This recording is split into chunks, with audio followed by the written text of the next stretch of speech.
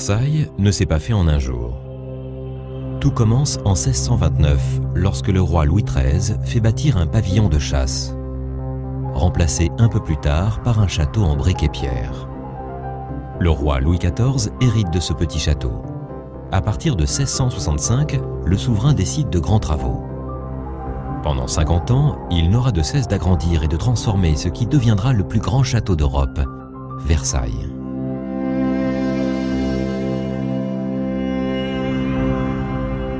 L'architecte Louis Le Vau réalise 2 grands appartements en symétrie pour le roi et la reine.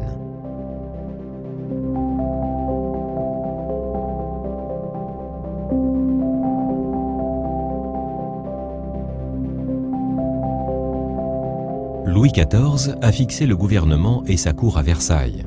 Après une nouvelle campagne de travaux, Jules Hardouin-Mansart remplace la terrasse qui domine le parc par la galerie des glaces qui devient le grand espace de réception et d'apparat de la cour.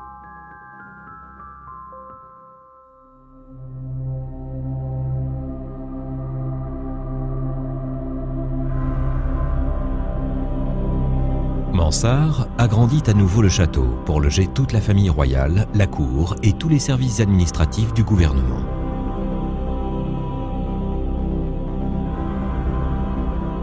Avec le personnel de service, des cuisines, des écuries, environ 10 000 personnes s'activaient en permanence autour du palais.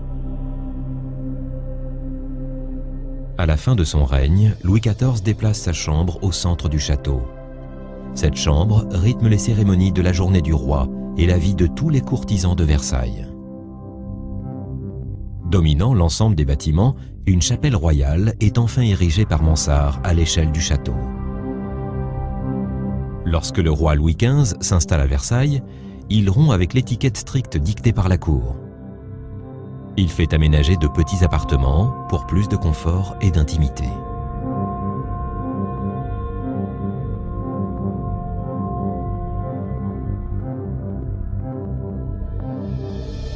À la fin de son règne, Louis XV fait construire ce qui manquait au château, une vraie salle de spectacle, l'opéra. L'architecte Gabriel modernise les façades vers la ville. En 1789, la Révolution française oblige la famille royale à quitter le château de Versailles pour Paris.